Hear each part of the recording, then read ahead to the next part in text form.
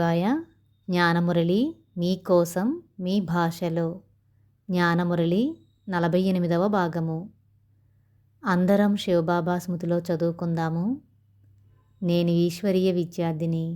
శివబాబా నాకు టీచరు. బాబా నాకు సద్గురువు. నేను మాస్టర్ సద్గురువును.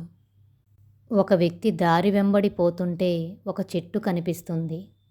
అప్పుడు అతను చెట్టు కిందకి వెళ్ళి కూర్చుని ప్రశాంతంగా ధ్యానం చేసుకుంటున్నాడు. ఆ సమయంలో భూమికి సంబంధించిన యజమానురాలు వచ్చి చూస్తుంది. ఇతను ఎవరు? నా అనుమతి లేకుండా నా చెట్టు కిందకొచ్చి కూర్చుని ధ్యానం చేసుకుంటున్నాడు అనుకుని, నీవెవరు? మా చెట్టు కింద ఎందుకు కూర్చున్నావు? నా అనుమతి లేకుండా నా చెట్టు కింద ఎలా కూర్చుంటావు అని, బుద్ధి లేదా అని చాలా మాటలు అంటూ ఉంటుంది. చెట్టు కింద కూర్చున్న అతను మాత్రం ఆమె మాటలకు స్పందించకుండా కూర్చుని ధ్యానం చేస్తూనే ఉన్నాడు. తను మాత్రం తిడుతూనే ఉంది. అలా 1 గంట సమయం గడిచిపోయింది. ఆ వ్యక్తి లేచి ఏమీ మాట్లాడకుండా నడుచుకుంటూ వెళుతూ ఉంటాడు. ఓ పెద్ద మనిషి, నీవెవరో నాకు తెలియదు. దాదాపు గంటసేపు నేను మిమ్మల్ని అనరాని మాటలు అన్నాను. ఏ ఒక్క మాటకు మీరు స్పందించలేదు. నన్ను తిరిగి తిట్టలేదు ఎందుకు అని అడుగుతుంది. అప్పుడు ఆ పెద్ద మనిషి, మీరు ఏ తిట్లు తిట్టినా నేను తీసుకోలేదు కాబట్టి నాకు ఎందుకు బాధ అనిపిస్తుంది? మిమ్మల్ని తిరిగి తిట్టాల్సిన అవసరం ఏముంది అని వెళ్ళిపోతాడు. ఈ కథ యొక్క సారాంశం ఏమిటంటే, కర్మేంద్రియాలను జయించి ఏ అలజడికి లోను కాకుండా స్థిరంగా కూర్చున్నాడు. ఆమె అన్న మాటలు తన చెవి అనే కర్మేంద్రియం ద్వారా వినిపిస్తున్నాయి, కానీ ఆత్మ దాన్ని తీసుకోలేదు. ఒకవేళ ఆ మాటలు తీసుకుని ఉంటే తనతో ఆ పెద్ద మనిషి గొడవ పడేవాడు. కర్మేంద్రియాలు జయించకుండా మీరు అనుకున్న లక్ష్యాన్ని సాధించలేరు. మీరు సేవలకు వచ్చేటప్పుడు మీ కుటుంబ సభ్యులు కూడా ఎన్నో మాటలు అంటారు. ఆ మాటలు మీరు తీసుకుంటే మీరు అలజడిలోకి వెళ్ళిపోయి, నేనెందుకు సేవలకు పోవద్దు, నన్ను మీరు ఎలా వద్దంటారు అని గొడవ పడిపోతారు. కర్మేంద్రియాలపై రాజ్యం చేయడమే రాజయోగం. గమనించండి అని చెప్తున్నారు బాబా.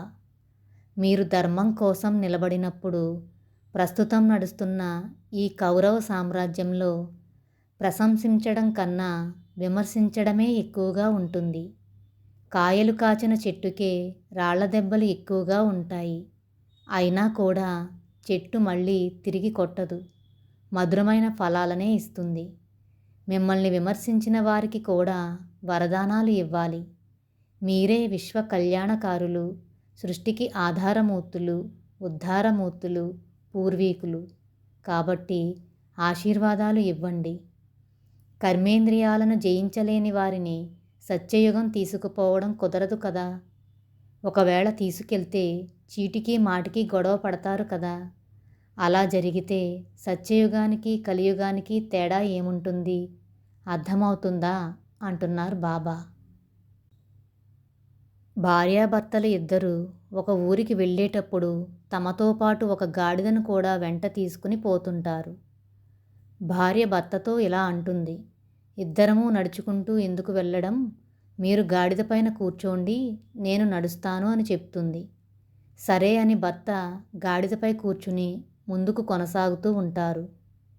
ఇద్దరు వ్యక్తులు అక్కడి నుంచి నడుచుకుంటూ వెళ్తూ, అతను మాత్రం హాయిగా గాడిదపై కూర్చుని ప్రయాణం చేస్తున్నాడు, భార్యని మాత్రం కష్టపెడుతున్నాడు అని విమర్శించుకుంటూ వెళ్తారు. అది విన్న భర్త గాడిదపై తను దిగి భార్యను కూర్చోపెట్టి ప్రయాణం కొనసాగిస్తారు. కొందరు వ్యక్తులు వారిని చూసి, భార్యకు ఎంత అహంకారము, తను మాత్రం గాడిదపై కూర్చుని ప్రయాణం చేస్తుంది, భర్తను మాత్రం నడిపిస్తుంది అని విమర్శిస్తారు.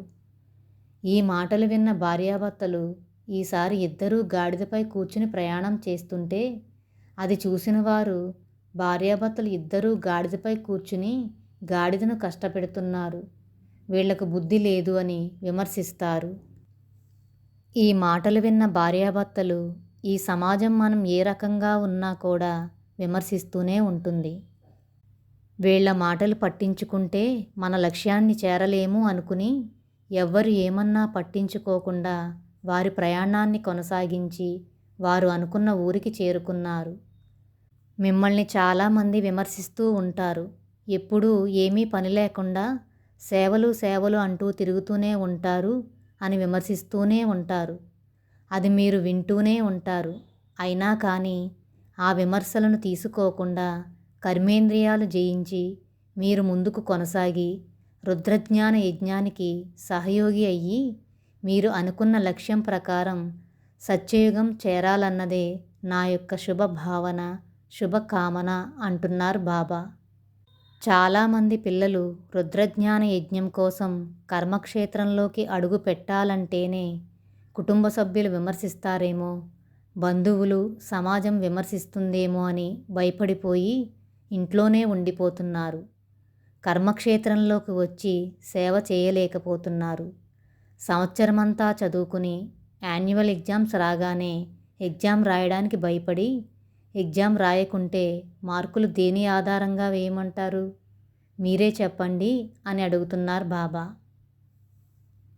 మీరు ఎంత జ్ఞానం తెలుసుకున్నా కర్మక్షేత్రంలోకి అడుగుపెట్టి ఎగ్జామ్ పాస్ అవ్వకపోతే మీరు విజయం సాధించలేరు.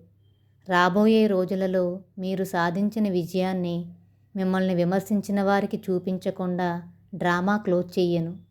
ఇప్పుడు విమర్శించిన వాళ్లే మీ విజయాన్ని చూసి ప్రశంసించడానికి ముందు వరుసలో నిలబడతారు. అర్థమవుతుందా అంటున్నారు బాబా. శివబాబా ఇస్తున్న వరదానం కర్మేంద్రియాజీత్ భవ. ఓం నమః శివాయ.